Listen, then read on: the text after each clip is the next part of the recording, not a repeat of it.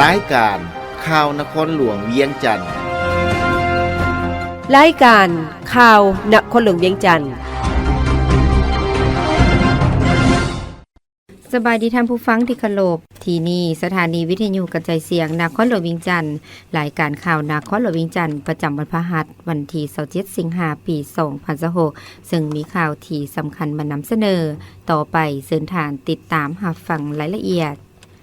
เสริมสร้างการร่วมมือระหว่างองค์การกวดการแห่งรัฐสาธารณรัฐประชาธิปไตยประชาชนลาวและคณะกวดการรัฐบาลสาธารณรัฐสังคมนิยมเวียดนาม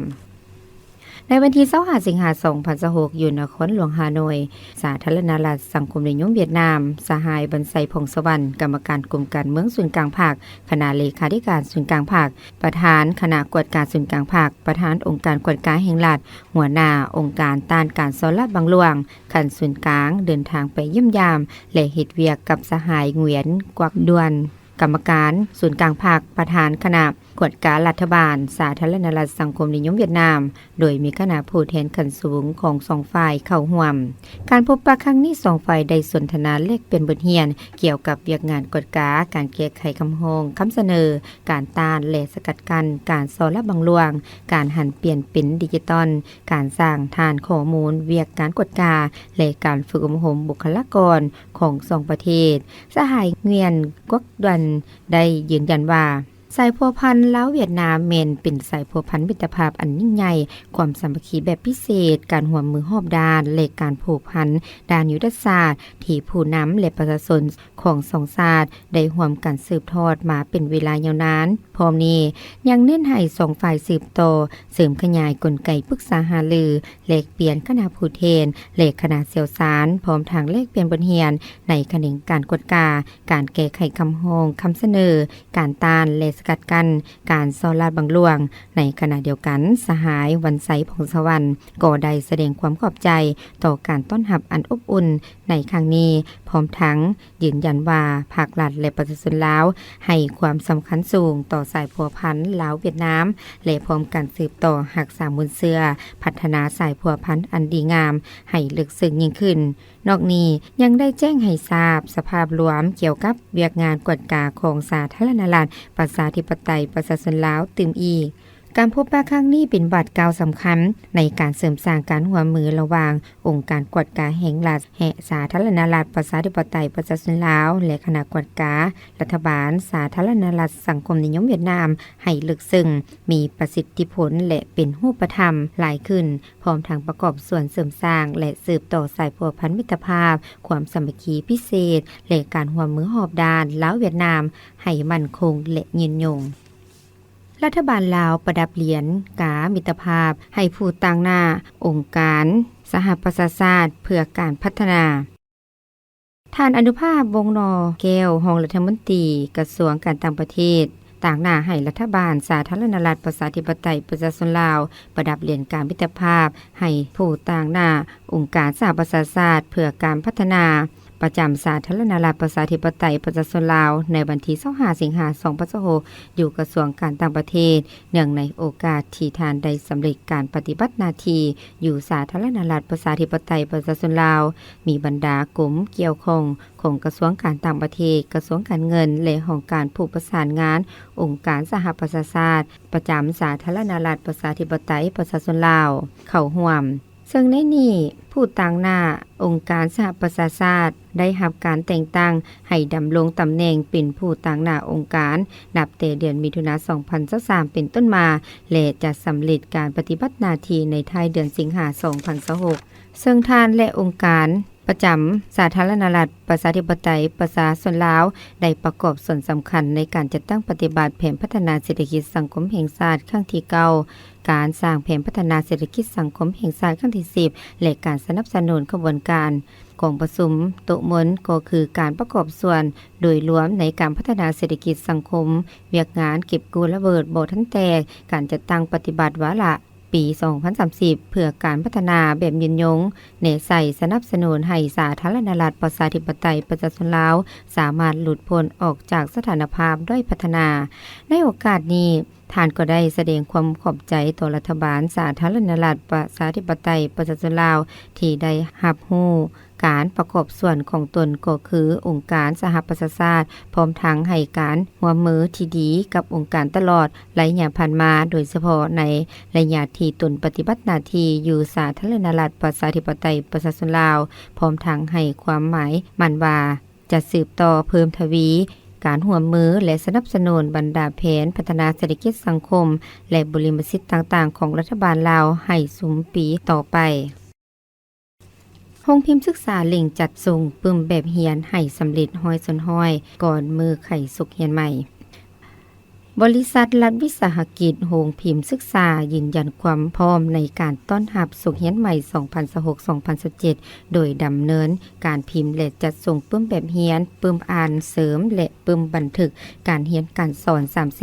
383,000 หัวเพื่อสนองให้สังคมและกระทรวงศึกษาธิการและกีฬาพร้อมทั้งเล็งจัดส่งให้148เมืองในทั่วประเทศให้สำเร็จห้อยส่วนห้อยก่อนมือไข่สุขเฮียนใหม่ในวันที่1กันยายน2026ท่านพรหมแสงทิพพวงศ์ผู้อำนวยการบริษัทรัฐวิสาหกิจโรงพิมพ์ศึกษาให้สัมภาษณ์ในวันที่25สิงหาคม2026ว่าเพื่อรับประกันการสนองเพิ่มให้เพียงพอกับความต้องการของกลุ่มเป้าหมายสุขเฮียน 2026-2027 โรงพิมพ์ศึกษาได้วางแผนและดำเนินการพิมพ์ปึ้มแบบเฮียน383,000 กว่าหัวแบ่งเป็น2ภาคส่วนต้นต่อคือปึ้มสนองให้การเรียนการสอนของกระทรวงศึกษาธิการ 193,000 กว่าหัวชั้นประถม 145,500 หัวและชั้นมัธยม 88,500 หัวนอกนี้ยังได้พิมพ์ปึ้มบันทึกการเรียนการสอนชั้นอนุบาลประถมและมัธยมอีก 857,769 หัวปึ้มพิมพ์เพื่อจำหน่ายให้ลูกค้าและผู้ปกครอง 190,000 หัวหา200,000 หัวความเอาสั้นประถมป .1 หาป .5 สั้นละ 15,000 หา 20,000 หัวสั้นมัธยมตอนต้นม .1 หาม .4 สั้นละ 10,000 หา 15,000 หัวและสั้นมัธยมตอนปลายม .5 หาม .7 สั้นละ 5,000 หา 10,000 หัวปัจจุบันการผลิตสำเร็จห้อยส่วนห้อยและได้มอบเข้าสร้างของกระทรวงศึกษาธิการและกีฬาเป็นที่เรียบร้อยแล้วด้านการแจกจ่ายบริษัทและวิสาหกิจโรงพิมพ์ศึกษาได้สมทบกับคะแนนขนส่งก็คือสร้างกระทรวงศึกษาธิการและกีฬาดำเนินการจัดส่งอย่างตั้งหน้าในวันที่23กรกฎาคมวันที่25สิงหาคม2026โดยสามารถส่งปึ้มไปฮอดห้องการศึกษาธิการและกีฬาเมือง148เมืองทั่วประเทศเพื่อแจกย้ายต่อให้โรงเรียนในแต่ละเขตพิเศษสำหรับเขตทุรกันดารเขตผู้ดอยและเขตห่างไกลซอกลีกโรงพิมพ์ศึกษาได้ประสานสมทบกับมูลนิธิสุภาพันธ์เพื่อช่วยเหลือขนส่งปึ้มแบบเรียนให้ไปฮอดโรงเรียนโดยบ่มีค่าใช้จ่ายเพื่อให้เด็กน้อยในทุกพื้นที่มีปึ้มเรียนอย่างทั่วถึงเพื่อบ่ให้เกิดภาระด้านเศรษฐกิจแก่ผู้ปกครองท่ามกลางสภาพราคาวัตถุดิบเจียน้ำมึกและพลังงานที่มีการหนิ่งติงขึ้นลงตามจังหวะการขยายตัวของเศรษฐกิจแต่ละระยะโรงพิมพ์ได้กำหนดราคาอย่างสมเหตุสมผลโดยผ่านการอนุมัติจากกระทรวงศึกษาธิการและกีฬากระทรวงอุตสาหกรรมและการค้าสำหรับร้านค้าที่นำปึ้มไปจำหน่ายจะถูกกำหนดราคาค้าขายบ่ให้เกิน20ส่วนห้อยของราคาต้นทางพร้อมนี้บริษัทรัฐวิสาหกิจโรงพิมพ์ศึกษาเป็นผู้ได้รับลิขสิทธิ์จัดพิมพ์ปึ้มแบบเฮียนเพียงผู้เดียวจากกระทรวงห้ามเอกชนจัดพิมพ์โดยบ่ได้รับอนุญาตตามแผนยุทธศาสตร์การพัฒนาปี 2026-2030 บริษัทรัฐวิสาหกิจโรงพิมพ์ศึกษากำลังเร่งปรับปรุงและเพื่อขยายช่องทางการเข้าถึงปึ้มแบบเฮียนในรูปแบบอีบุ๊กหรือ PDF ออนไลน์เพื่อตอบสนองความต้องการของยุคดิจิตอลนครหลวงเวียงจันทน์สุ่มใส่พัฒนาทรัพยากรมนุษย์ปรับปรุงคุณภาพการศึกษาในทุกรูปแบบ กองประชุมผู้บริหารการศึกษาจังหวัดนครหลวงเวียงจันทน์ประจำศุกร์เฮียน2025-2026ได้จัดขึ้นในวันที่26 วันที่27 สิงหาคม 2026อยู่โรงเรียนทฤษฎีการเมืองการปกครองนครหลวงเวียงจันทน์โดยเป็นประธานของท่านนางลีปาลีบัวเปาหัวหน้าแผนกศึกษาธิการและกีฬานครหลวงเวียงจันทน์มีห้องหัวหน้าแผนกหัวหน้าแขนงหัวหน้าห้องการพร้อมโดยผู้บริหารผู้อำนวยการโรงเรียนภาครัฐภาคเอกชนและแขกถึกเชิญเข้าร่วมในพิธีทานคันไซเสงสุนีหองหัวหน้าแผนกศึกษาธิการและกีฬานครหลวงเวียงจันทน์กล่าวว่าในระยะผ่านมาแผนกศึกษาธิการและกีฬานครหลวงเวียงจันทน์ได้สมใส่เวียกงานพัฒนาทรัพยากรมนุษย์เพื่อสร้างให้มีบุคลากรหับใส่เวียกงานแต่ละของเขตอย่างมีคุณภาพผ่านการจัดตั้งปฏิบัติแผนดังกล่าวทรงเรียน 2025-2026 มีผลสำเร็จหลายด้านเป็นต้นสามารถสร้างโรงเรียนตัวแบบคุณภาพสั้นก่อนวัยเรียนได้11แห่งสร้างโรงเรียนเขียวสะอาดและสิ่งแวดล้อมดี67แห่งในนี้ได้รับรางวัล19แห่งสมเสยขันประธานคณะกรรมการปกครองเมืองนครหลวงเวียงจันทน์18แห่งย่องยอขันแผนก30แห่งการสอบสิ่งจบสั้นป .5 มีนักเรียน 15,313 คนหญิง 7,474 คนสอบสิ่งได้ 15,290 คนหญิง 7,465 คนสอบสิ่งจบสั้นม .4 มีทั้งหมด 15,290 คนหญิง 6,262 คนสอบสิ่งได้ 12,265 คนหญิง 6,262 คนสอบสิ่งจบสั้นม .7 มีนักเรียน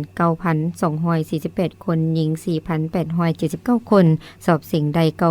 9,246 คนหญิง 4,878 คนได้เก็บกรรมสถิติกลุ่มเป้าหมายที่กึ่งหนังสือผู้ยกย้ายเข้ามาอยู่ใหม่และปาลาการเรียนเพื่อจัดตั้งการเรียนการสอนบำรุงจบประถมให้กลุ่มเป้าหมายได้657 คนหญิง 362 คนจัดตั้งการเรียนการสอนบำรุงชั้นมัธยมตอนต้นได้7เมืองจัดตั้งการเรียนการสอนบำรุงชั้นมัธยมตอนปลายได้244 คนหญิง111 คนจัดฝึกอบรมวิชาชีพขั้นพื้นฐานให้ผู้ที่สนใจ550 คนหญิง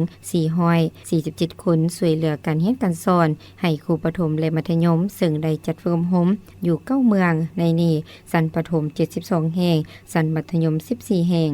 สำหรับทิศทางแผนการในต่อหน้าจะสืบต่อปรับปรุงคุณภาพการศึกษาก่อนวัยเรียนส่งเสริมทักษะในการเลี้ยงดูเบิ่งเยียงเด็กน้อยสำหรับผู้ปกครองและการสนับสนุนด้านอื่นๆเพื่อพัฒนาเด็กแต่หัวทีสมใส่การปรับปรุงและพัฒนาทักษะการเว้าการฟังการอ่านการเขียนและการคิดเลขเลขขั้นพื้นฐานด้านสติปัญญาสามารถแก้ไขปัญหาการร่วมมือการสื่อสารพัฒนาความคิดสร้างสรรค์นวัตกรรมใหม่ปรับปรุงคุณภาพการศึกษาในทุกรูปแบบโดยการนำใช้เครื่องมือเทคนิคที่ทันสมัยเข้ามาช่วยในการเรียนการสอนเพื่อให้สอดคล้องกับแนวทางการศึกษา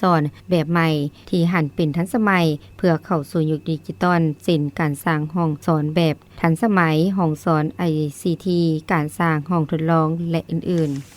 ๆต่อไปเชิญท่านรับฟังข่าวต่างประเทศ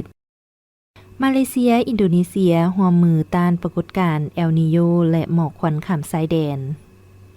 ท่านอาเธอร์โจเซฟคูรุปรัฐมนตรีกระทรวงทรัพยากรธรรมชาติและความยืนยงด้านสิ่งแวดล้อมของมาเลเซียได้อบรมทางโทรศัพท์ท่านโมฮัมหมัดจูลูลีดารัตรัฐมนตรีสิ่งแวดล้อมอินโดนีเซียเปิดเผยว่ามาเลเซียจะร่วมมือกับอินโดนีเซียเพื่อเสริมขยายมาตรการป้องกันและสกัดกั้นไฟไหม้ในขณะที่รับมือกับผลกระทบของปรากฏการณ์เอลนีโญซึ่งคาดว่าจะรุนแรงขึ้นจนฮอดเดือนตุลานี้และเกิดขึ้นกงกับฤดูมรสุมตะวันตกเฉียงใต้ท่านอาเธอร์กาวาปัญหาหมอกควันข้ามชายแดนที่ส่งผลกระทบต่อภาคพื้นในปัจจุบันแม่นบุรีมสิทธิ์สำคัญของทางมาเลเซียและอินโดนีเซียโดยมาเลเซียในฐานะที่เป็นบ้านใกล้เรือนเคียงและเคียงคู่กันกับความสามัคคีของอาเซียนพร้อมที่จะช่วยเหลืออินโดนีเซียตามความต้องการโดยเฉพาะในการดับไฟ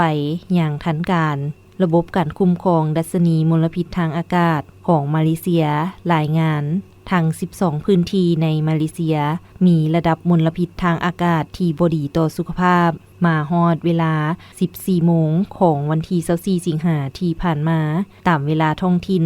รัฐสลาวักถึงเกาะบอร์เนียวได้รับผลกระทบหนักที่สุดโดยมี 6 พื้นที่ที่ประสบกับมลพิษทางอาก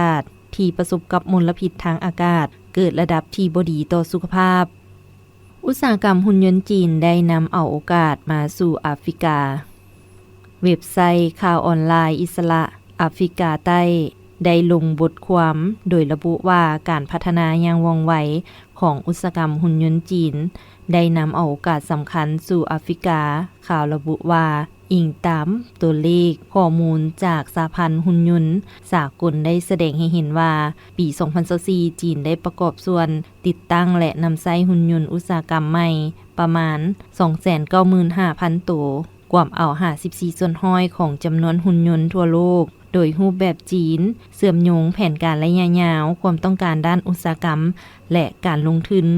ในการค้นคว้าพัฒนาได้กลายเป็นวงจรการค้าอย่างว่องไวบทความดังกล่าวระบุตื่มว่าสิ่งนี้มีผลดีต่อแอฟริกาในการปรับปรุงแก้ไขจุดอ่อนในขงเขตต่างๆเช่นอุตสาหกรรมการผลิตการแพทย์กสิกรรม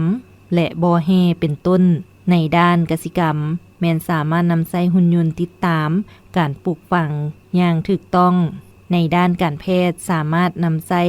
ในการบ่งมติพยาธิในระยะไกลในด้านอุตสาหกรรมบ่อแห่สามารถใช้ระบบขับขี่แบบอัตโนมัติเพื่อลดผ่อนความเสี่ยงในด้านอุตสาหกรรมการผลิตแม้นสามารถพัฒนาโรงงานอัจฉริยะไปเคียงคู่กันกับการร่วมมือระหว่างจีนและแอฟริกาขยายไปสู่การประกอบติดตั้งการบำรุงรักษาและฝึกอบรมเทคนิคหุ่นยนต์อุตสาหกรรมคาดว่าแอฟริกาจะสร้างความสามารถทางด้านอุตสาหกรรมใหม่และถอดถอนบทเรียนจากจีนเพื่อสุกยู่การหันเป็นอุตสาหกรรมของตนต่อไปเชิญท่านรับฟังข่าวพยากรณ์อากาศประจำวันที่27สิงหาคม2026ความกดดันอากาศต่ำของอากาศร้อนได้ปกคลุมอยู่ทั่วทุกภาคของประเทศลาวด้วยกำลังอ่อนหาปานกลางสมทบกับลมมรสุมตะวันตกเฉียงใต้พัดปกคลุมซึ่งจะเฮ็ดให้มีฝนตกฟ้าห้องฟ้าเหลื่อมในระดับพอยอยู่ทั่วไปในแต่ละภาคและตกปานกลางหานักอยู่บางท้องถิ่นพอมีลมพัดแรงเป็นบางโอกาสตื่มอีกสภาพอากาศภาคเหนือด้านตะวันออกแขวงพงสาลีมีฝนตกในระดับพอยเนื้อที่ปกคลุมของฝนกว่าเอา40ส่วนห้อยอุณหภูมิระหว่าง20-32 องศาแขวงหัวพันมีฝนตกในระดับพอยเป็นบางบริเวณเนื้อที่ปกคลุมของฝนกว่าเอา40ส่วนห้อยอุณหภูมิระหว่าง22-30 องศาแขวงเสียงขวางมีฝนตกในระดับพอยเป็นบางบริเวณเนื้อที่ปกคลุมของฝนกว่าเอา30ส่วนห้อยอุณหภูมิระหว่าง22-28 องศาแขวงอุดมไซมีฝนตกในระดับพอยเป็นบางบริเวณเนื้อที่ปกคลุมของฝนกว่าเอา30ส่วนห้อยอุณหภูมิระหว่าง24-34 องศาแขวงบ่อแก้วมีฝนตกในระดับพอยเป็นบางบริเวณเนื้อที่ปกคลุมของฝนกว่าเอา30ส่วนห้อยอุณหภูมิระหว่าง25-33 องศาแขวงหลวงน้ำทามีฝนตกในระดับพอยเป็นบางบริเวณเนื้อที่ปกคลุมของฝนกว่าเอา30ส่วนห้อยอุณหภูมิระหว่าง23-34 องศาแขวงหลวงพระบางมีฝนตกในระดับพอยเป็นบางบริเวณเนื้อที่ปกคลุมของฝนกว่าเอา30ส่วนห้อยอุณหภูมิระหว่าง26-35 องศาแขวงไชยบุรีมีฝนตกในระดับพอยเป็นบางบริเวณเนื้อที่ปกคลุมของฝนกว่าเอา30ส่วนห้อยอุณหภูมิระหว่าง25-34 องศาสำหรับนครหลวงเวียงจันทน์มีฝนตกในระดับพอยเป็นบางบริเวณเนื้อที่ปกคลุมของฝนกว่าเอา30ส่วนห้อยอุณหภูมิระหว่าง25-34 องศาภาคกลางแขวงไชสมบูรณ์มีฝนตกในระดับพอยเป็นบางบริเวณเนื้อที่ปกคลุมของฝนกว่าเอา40ส่วนห้อยอุณหภูมิระหว่าง22-31 องศาแขวงเวียงจันทน์มีฝนตกในระดับพอยเป็นบางบริเวณเนื้อที่ปกคลุมของฝนกว่าเอา30ส่วนห้อยอุณหภูมิระหว่าง24-35 องศาแขวงบริคำไซมีฝนตกในระดับพอยเป็นบางบริเวณเนื้อที่ปกคลุมของฝนกว่าเอา30ส่วนห้อยอุณหภูมิระหว่าง24-30 องศา แขวงคำมวนมีฝนตกในระดับพอยเป็นบางบริเวณเนื้อที่ปกคลุมของฝนกว่าเอา30ส่วนห้อยอุณหภูมิระหว่าง23 30 องศาแขวงสวรรณเขตมีฝนตกในระดับพอยเป็นบางบริเวณเนื้อที่ปกคลุมของฝนกว่าเอา30ส่วนห้อยอุณหภูมิระหว่าง26 31 องศาภาคใต้แขวงจำปาสักมีฝนตกในระดับพอยเป็นบางบริเวณเนื้อที่ปกคลุมของฝนกว่าเอา40ส่วนห้อยอุณหภูมิระหว่าง16 32 องศาแขวงสารวันมีฝนตกในระดับพอยเป็นบางบริเวณเนื้อที่ปกคลุมของฝนกว่าเอา30ส่วนห้อยอุณหภูมิระหว่าง25 29 องศาแขวงเซกองมีฝนตกในระดับพอยเป็นบางบริเวณเนื้อที่ปกคลุมของฝนกว่าเอา30ส่วนห้อยอุณหภูมิระหว่าง20 30 องศาแขวงอัตตปือมีฝนตกในระดับพอยเป็นบางบริเวณเนื้อที่ปกคลุมของฝนกว่าเอา30ส่วนห้อยอุณหภูมิระหว่าง25 30 องศา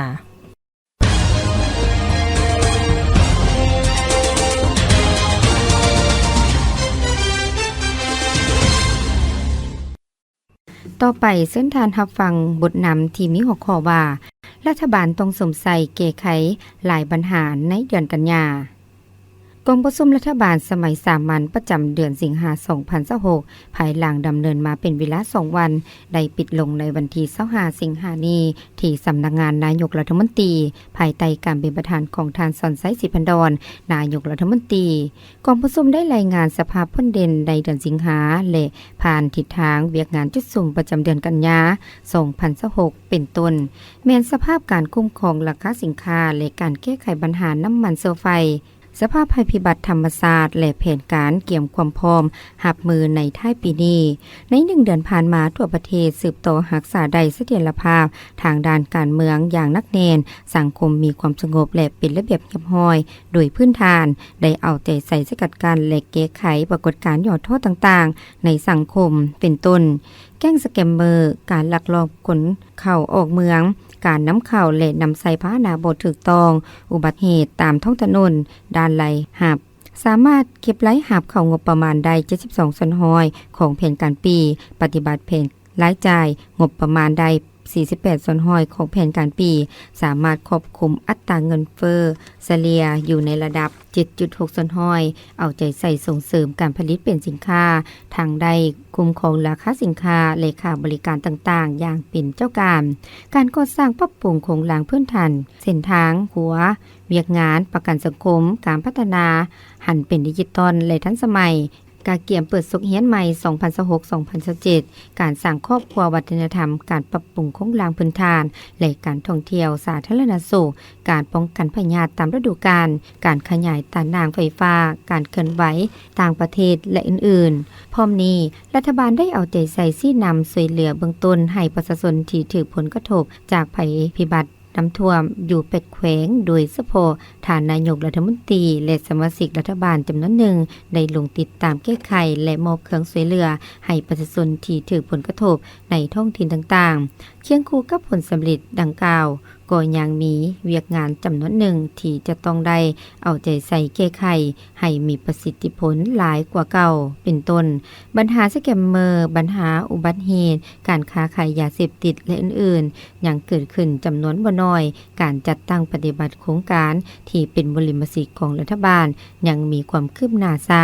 การนำเข้าสินค้าฟุ่มเฟือยและสินค้าที่ผลิตภายในได้แล้วแต่ยังบ่มีท่าเอียงหลุดหลงการจัดตั้งปฏิบัติเวียกงานการแบ่งความรับผิดชอบระหว่างเมืองตาแสงและบ้านให้มีความชัดเจนโรงเรียนและบริการรับใช้ประชาชนอย่างทันการนอกจากนี้กองประชุมเห็นดีด้านหลักการรับร้องเอาห่างนิติกรรมจำนวน12ฉบับคือ 1. ห่างกฎหมายว่าด้วยรัฐบาลฉบับปรับปรุง 2. ห่างกฎหมายว่าด้วยจัดซื้อจัดจ้างโดยทุนของรัฐฉบับปรับปรุง 3. ห่างกฎหมายว่าด้วยการควบคุมเครื่องดื่มที่มีทัดเหล้าฉบับปรับปรุง 4. ห่างกฎหมายว่าด้วยพลเรือนฉบับปรับปรุง 5. ห่างกฎหมายว่าด้วยการประกันสุขภาพฉบับปรับปรุง 6. ห่างกฎหมายว่าด้วยประกันสังคมฉบับปรับปรุง 7. ห่างกฎหมายว่าด้วยการบินพลเรือนฉบับปรับปรุง 8. ห่างกฎหมายว่าด้วยการต้านและสกัดกั้นอาชญากรรมทางไซเบอร์ฉบับปรับปรุง 9. ห่างกฎหมายว่าด้วยกำลังป้องกันความสงบประชาชนลาวฉบับปรับปรุง 10ห่างคำสั่งว่าด้วยการปรับปรุงนโยบายและเพิ่มทวีการคุ้มครองการพัฒนาแห่ธาตุในระยะใหม่11ห่างดำรัสว่าด้วยมาตรฐานพ้นถูกและมาตรฐานพัฒนาฉบับปรับปรุง12ห่างดำรัสว่าด้วยนโยบายการพัฒนาเศรษฐกิจสังคมแขวงผงสะลีและหัวพันสำหรับแผนเวียกจุดสุ่มประจำเดือนกันยาตรงได้เอาใจใส่ดังนี้ 1. สืบต่อสุ่มใส่จัดตั้งปฏิบัติเวียกงานป้องกันศาสตร์ป้องกันความสงบความเป็นระเบียบเรียบร้อยในสังคมและรักษาความสงบตามชายแดนสุ่มใส่แก้ไขปรากฏการณ์ย่อท้อต่างๆเป็นต้นอาชญากรรมระบบคอมพิวเตอร์ยาเสพติดการปุญจีสิ่งทรัพย์อุบัติเหตุตามท้องถนนให้หลุดลง 2. สืบต่อสมใส่แก้ไขและช่วยเหลือบรรเทาทุกข์ผลกระทบภัยน้ำท่วมให้กลับคืนสู่ปกติโดยไว 3. ก้าเกี่ยมปัญหาเนื้อในที่ติดพันกับความรับผิดชอบของรัฐบาลให้พร้อมและเข้าร่วมรายงานต่อกองประชุมกรมการเมืองร่วมกับคณะเลขาธิการศูนย์กลางภาคประจำเดือนสิงหาคม 2026 4. ฮีบฮ้อนพันขยายมติ 34 ทับ สพสว่าด้วยการหับพ้องวาระหิงสาว่าด้วยการพัฒนาชนบทและแก้ไขความทุกข์ยาก 5. ให้บรรดากระทรวงองค์การเทียบเท่าฮีบฮ้อนแบ่งภาระบทบาทความรับผิดชอบระหว่างเมืองตาแสงและบ้านในการปฏิบัติเวียกงานแขนงการต่างๆให้สำเร็จในเดือนกันยายนนี้ 6. ซุ่มใส่เก็บรายรับของงบประมาณจากแหล่งรายรับที่มีแล้วให้ครบถ้วนและขยายฐานอากรมูลค่าเพิ่มให้ได้หลาย 7. สืบต่อสุกยูการผลิตเป็นสินค้าเพื่อส่งออกและทดแทนการนำเข้าไปเคียงคู่กับการจำกัดการนำเข้าสินค้าฟุ่มเฟือยและสินค้าที่ภายในสามารถผลิตได้โดยเฉพาะสิ้นหมูแสแข็งจากต่างประเทศที่มีราคาต่ำและบ่รับประกันด้านคุณภาพ 8. สืบต่อก้าเกี่ยมเปิดสุกเฮียนใหม่ 2026-2027 ถูกสันเฮียนและมหาวิทยาลัยสังคูแห่งชาติ 9. สืบต่อติดตามสุกโยกวดกาข้อมูลและจัดแบ่งงบประมาณเพื่อแก้ไขนโยบายต่อผู้มีผลงานและคุณงามความดีในภารกิจการปฏิวัติศาสตร์ประชาธิปไตย 10. สืบต่อติดตามเฝ้าระวังป้องกันและแก้ไขพยาธิระบาดตามฤดูกาลสืบต่อคุ้มครองและกวดกาเข้มงวดต่อคุณภาพมาตรฐานของอาหารยาและผลิตภัณฑ์การแพทย์ให้ได้มาตรฐานและรับประกันความปลอดภัย 11. ก้าเกียมจัดงานสัปดาห์วัฒนธรรมลาวกัมพูเชียเพื่อรับใช้การเป็นเจ้าภาพจัดกองประชุมทบทวนสนธิสัญญาว่าด้วยการกันหามระเบิดลูกวานหอบเบียนที่ 3 ให้ดี 12. สืบต่อขยายเครือข่ายโทรคมสัญญาณอินเทอร์เน็ตไปสู่เขตห่างไกลโศกลีก 13. สืบต่อปรับปรุงกลไกและวิธีการจัดตั้งปฏิบัติคำตัดสินของศาลที่ใช้ได้อย่างเด็ดขาดให้ไวและได้หลายขึ้น 14. สืบต่อก้าเกี่ยมการเคลื่อนไหวเวียกงานต่างประเทศของการนำขั้นสูงและตอนรับการมาเยี่ยมยามลาวอย่างเป็นทางการของการนำขั้นสูงประเทศเพื่อนมิตรให้ได้รับผลดีพร้อมนี้ท่านนายกรัฐมนตรีได้เรียกร้องมายังสมาชิกรัฐบาลจงนำเอาแผนเวียกจุดซุ่มประจำเดือนกันยาไปปรับปรุงเข้าในแผนเวียกของแขนงการต้นให้ละเอียดมีการแบ่งความรับผิดชอบให้สอดคล้องกับสภาพความเป็นจริงของการจัดตั้งก็คือบุคลากรแต่ละขั้นและมีคาดหมายเวลาสำเร็จชัดเจนที่ท่านฟังผ่านไปนั่นก็แม่นบทนำที่มีหัวข้อว่ารัฐบาลต้องสมใส่แก้ไขหลายปัญหาในเดือนกันยาทางผู้ฟังที่เคารพรายการข่าวภาคนี้ได้สิ้นสุดลงเพียงเท่านี้ลีโลเพชรชมพูพร้อมด้วยอุเลวันแสงพระจันทร์อ่านสบายดี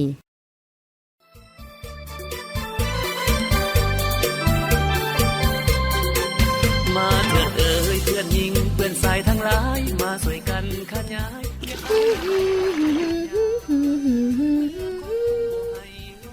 โอ้ลูกแม่คืออารมณ์ดีแท้ล่างอุล่างไห้อนามัยเฮือนซาน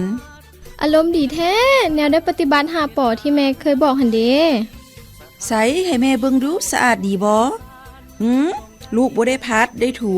ก่อนถอกน้ำออกแม่นบ่โดยแม่ลูกมีแต่ถอกน้ำเก่าออกซื่อๆและกำลังจะเปิดน้ำใส่ใหม่บ่ได้ลูกมันบ่สะอาดลูกต้องได้พัดถูสะก่อนแล้วจึงถอกน้ำออกจากอุจากไหมันจึงจะสะอาดเพราะว่ามันอาจจะยังมีไข่ยุงลายติดอยู่และเมื่อเวลาเอาน้ำใส่ใหม่ไข่ยุงก็จะยังสามารถแตกเป็นยุงมากัดเฮาอีกได้โอ้แม่นว่าแม่แนวลูกบ่ฮู้เด้คันซั่นลูกจะล้างไหใหม่ก่อนเด้อเรื่องพญาติไข่ยุงแม่แล้ว อกผ่านการสำรวจและทดลองของศูนย์ไข่ยุงแมกะฝากและแมงไม้เพิ่นได้บอกว่าไข่ของยุงลายนี้สามารถติดอยู่ในภาชนะซึ่งเฮาบ่สามารถเห็นด้วยตาเปล่าและมีความทนทานถึง 8-10 เดือนในภาชนะที่บ่มีน้ำแต่ถ้านำภาชนะดังกล่าวมาใส่น้ำอีกไข่ของยุงลายก็จะสามารถแตกออกเป็นนอนน้ำและกลายเป็นยุงลายได้อีกภายใน2 มื้อด้วยความห่วงใยจากศูนย์ข่าวสารการแพทย์สุขศึกษากระทรวงสาธารณสุข